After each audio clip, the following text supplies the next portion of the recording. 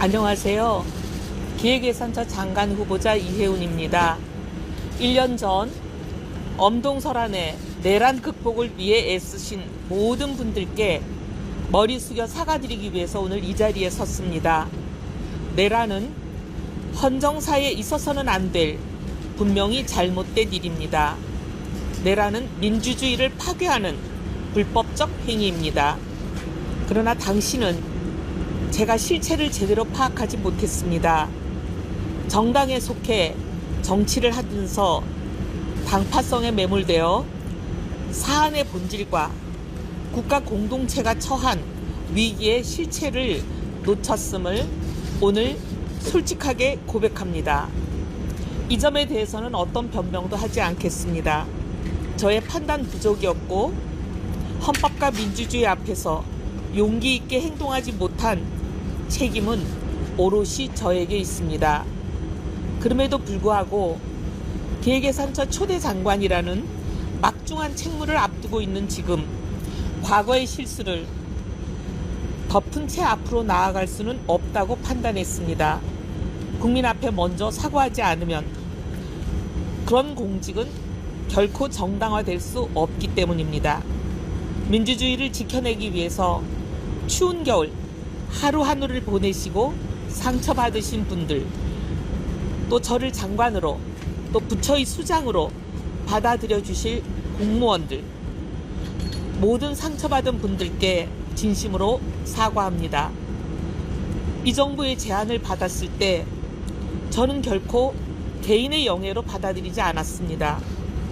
제가 평생 쌓아온 경제정책의 경험과 전문성이 대한민국의 발전에 단 한 부분이라도 기여할 수 있다면 그것은 저에게 내려진 책임의 소환이며 저의 오판을 국정의 무게로 갚으라는 국민의 명령이라고 생각했습니다.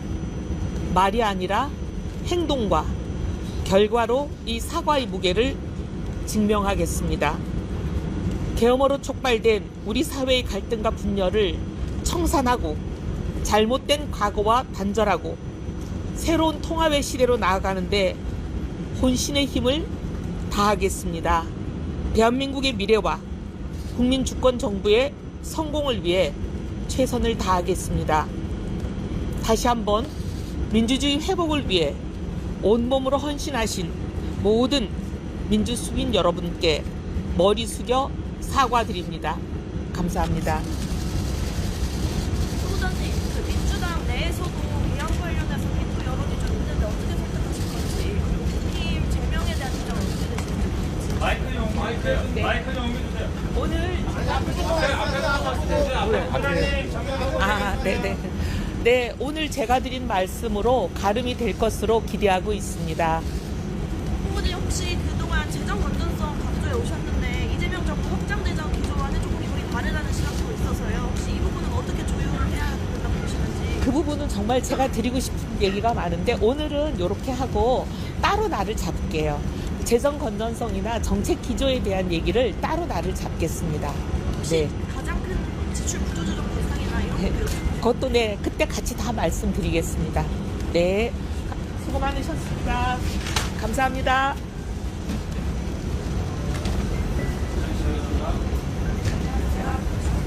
네, 오늘은 성일종 국민의힘 의원과 함께하겠습니다. 어서 오세요, 의원님. 네, 안녕하십니까. 이거부터 질문을 안 드릴 수가 없는데 이혜운 전 의원이 기획예산처 장관으로 지명이 됐습니다.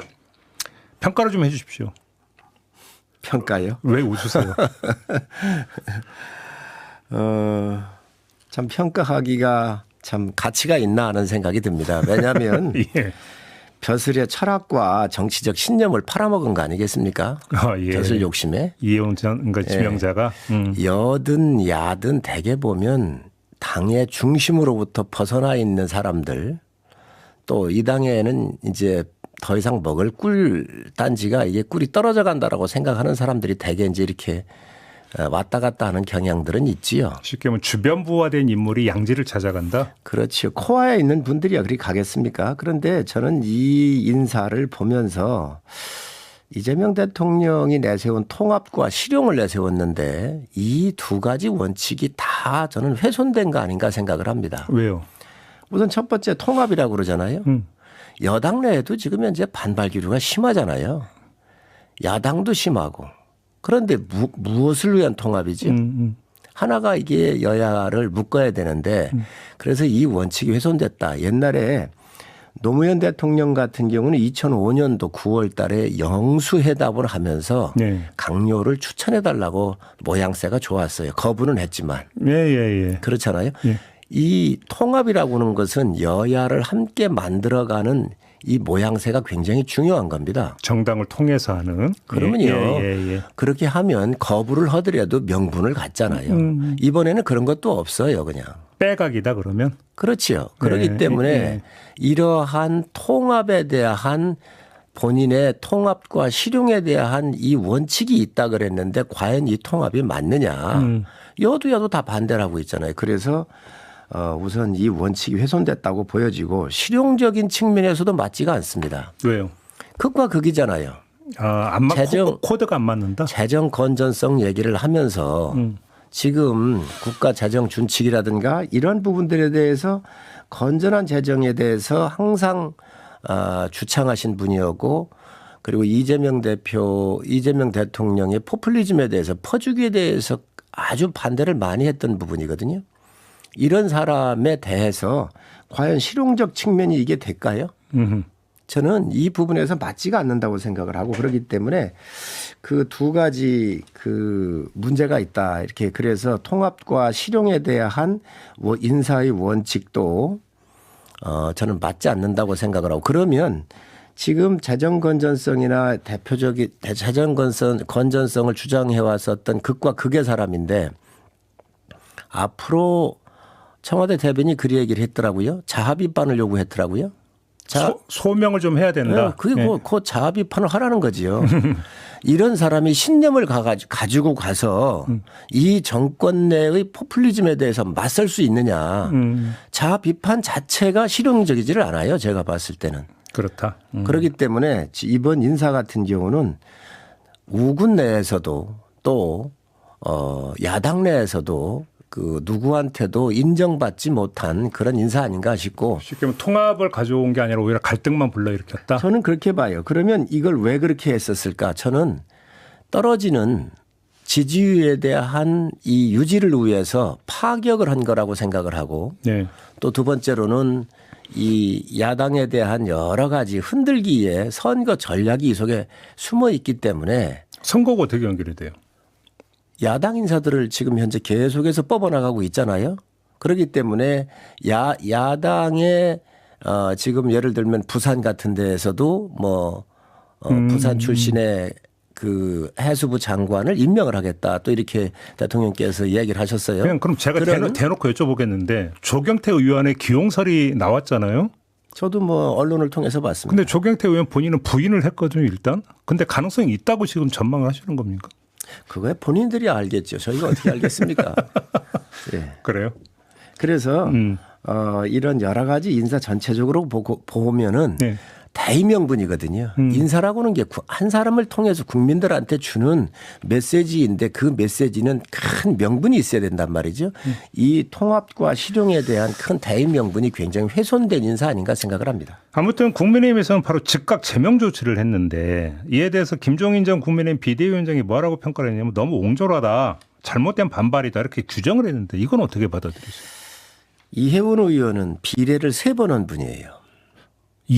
김종인 위원장 말씀하시는 지금 이해운 의원을 얘기하기 때문에 얘기를 하는 건데. 김종인 위원장이 비례를 3번 했다? 아니죠. 이해운 의원이. 왜냐하면 서초에서 했어요. 서초 지역은 우리 우파 진영에서는 비교적 비례에 거의 가까운 지역입니다. 비례에 준한다. 그렇습니다. 예. 그런 분이 이제 또 성동까지 갔잖아요. 예, 그렇죠. 자, 성동도 중간지대에 있는 지역이에요. 그런데 현직 신분이란 말이죠. 그러면 이런 제안을 받았으면 최소한 정치적 도의는 있어야 될 거 아닙니까? 현직이랑 당협위원장이니까. 당협위원장이잖아요. 그리고 출마를 1년 반 전에 했잖아요. 네. 그러면 당 지도부한테 통보라도 했어야지 3주 전에 받은 거 아닙니까? 그리고 모든 걸 다 숨기고 지방선거 여러 가지 하는데 준비하고 회의하고 다 여러 가지 평가도 했다는 거 아닙니까? 있을 수 없는 이야기지요. 이거를 바라보는 지도부의 이야기인데 김종인 비대위원장께서는 아마 정치 도의상 있을 수 없는 일을 이런 것들을 모르시고 하신 얘기 아닌가 생각을 합니다. 전후 과정을 좀 잘 몰라서 그렇게 얘기를 한 것이다. 이런 말씀이시네요. 그러면 하나 좀 궁금한 게 이제 인사청문회 거쳐야 되잖아요. 인사청문회에서 국민의힘 모드는 어떻게 되는 걸까요, 그러면? 있는 그대로 얘기를 하겠죠. 있는 그대로? 정치 도의상 있을 수 없는 일이잖아요. 네. 정치에는 굉장히 그 안에 룰이 작동이 됩니다.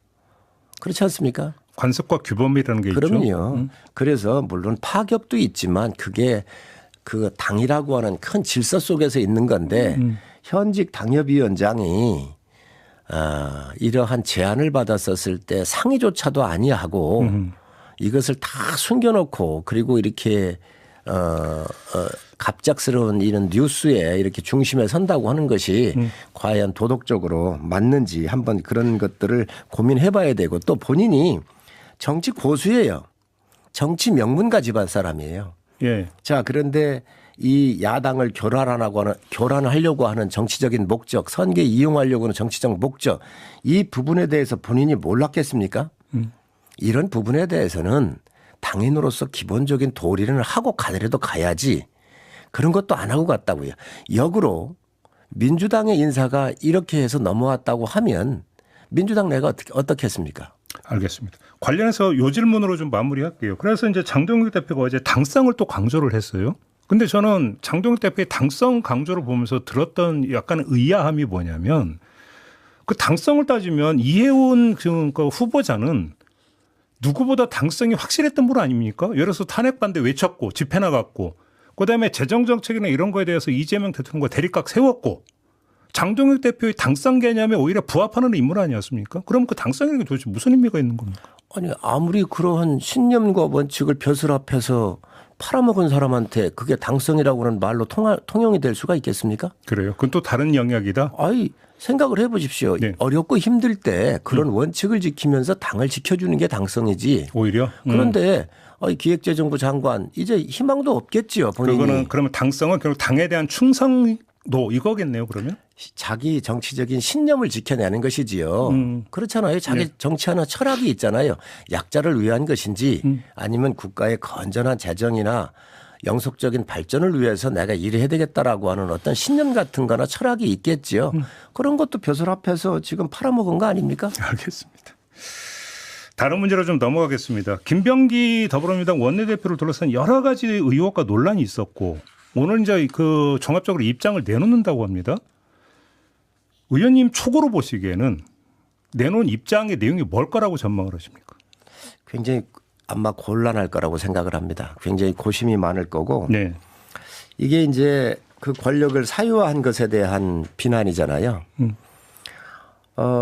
제가 듣기로는 뭐 대통령실에서는 김병기 대표에 대해서 별 입장을 안 내놓은 것 같아요. 그리고 내심 그냥 지켜줬으면 하는 것 같아요. 아, 그래요? 그렇게 해석하세요? 그렇게 됐을 경우 권력을 사유화한 것에 대한 책임을 져야 되는데 이거를 만약에 또 사퇴를 안 시키게 되면 김건희 같은 경우 권력 개입에 대한 비난을 할 수가 없잖아요. 아마 이런 모순적인 거에 아마 굉장히 머리가 아플 겁니다. 그런데 이 문제는 개인의 문제를 이제 떠났어요. 그래요? 예, 어떤 문제냐면 이게 지금 민주당 내분의 불씨가 되어 있다고요. 정청래 대표와 이재명 대통령 명청대전에 여러 가지 한복판에 들어가 있는 이슈이기도 해요. 네. 그러니까 지금 집권당 대표가 네. 대국민 사과를 하고 지켜보겠다라고 경고를 한 거잖아요. 그러면 그 당대표는 대개 원내대표하고 이게 당을 이끌어가는 투톱입니다. 네. 그렇게 표현할 수가 없는 거거든요.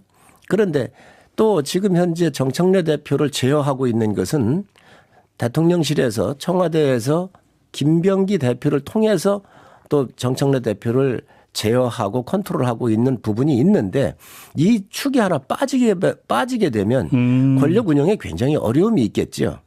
그렇기 때문에 이런 어려움이 있을 거라고 생각을 합니다. 그러면 원내대표직 사퇴까지는 안 할 거다 이렇게 전망하시는 거네요?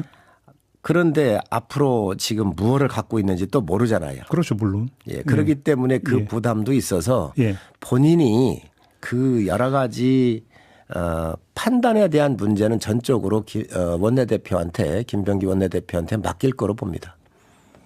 그래요. 그러면 이제 청와대 입장에서 직접적으로 청와대가 개입하기는 어려움이 있겠죠. 또 그동안 그렇죠. 여러 가지 대통령실하고 커뮤니케이션을 하면서 대통령실을 서포트해 준 것도 있는데 그러면 요 대목에서 지금 조정식 의원을 지금 대통령 정무특보로 임명을 했잖아요. 거기에 깔려 있는 뭐라고 복선이라고 할까요? 구상은 뭐라고 읽으세요?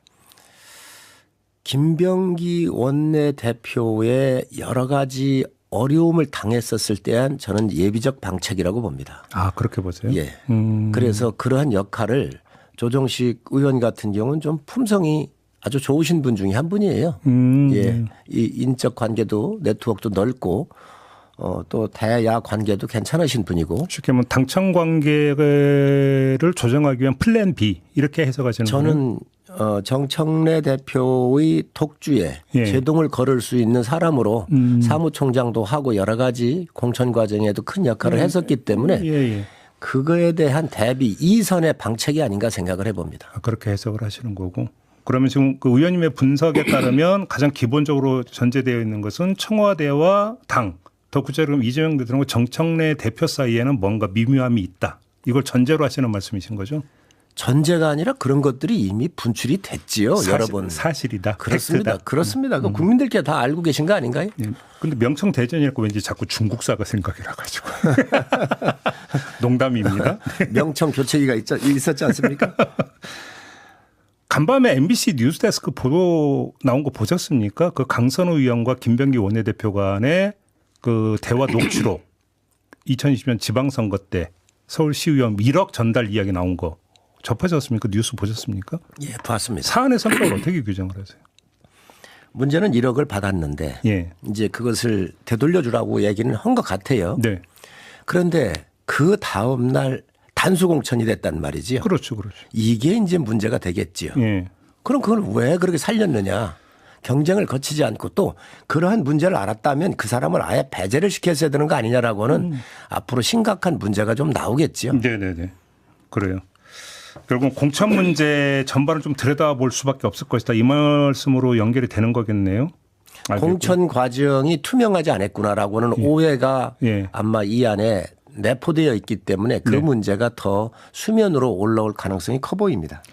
장동혁 대표가 취임 후 두 번째로 호남을 찾았어요. 지금 장동혁 대표의 호남행은 어느 정도의 중요도를 갖고 있는 것으로 이렇게 진단하십니까? 장동혁 대표 본인 스스로 설정하는 것으로는. 장동혁 대표의 행보는 그렇게 봐야지요. 당내 통합, 진영 통합, 외연 확장 이렇게 봐야지요. 네. 그러니까 3단계에서의 외연에 확장하고 있는 그런 지역의 첫 번째 발걸음을 지역적으로 봤었을 땐 호남을 선택을 한 것이죠. 아, 그렇게? 예, 그렇게 봐야죠. 효과가 있을 거라고 보십니까? 효과가 물론 있지요. 근데 예를 그게 효과가 금방 나타나겠습니까? 네. 진심을 가지고 가고 또 여러 번 가서 여러 이야기도 듣고 또 그쪽과 함께 호흡을 하면서 진실성과 그리고 지속성을 가질 때 그게 이제 당에 도움이 돼서 돌아오겠죠.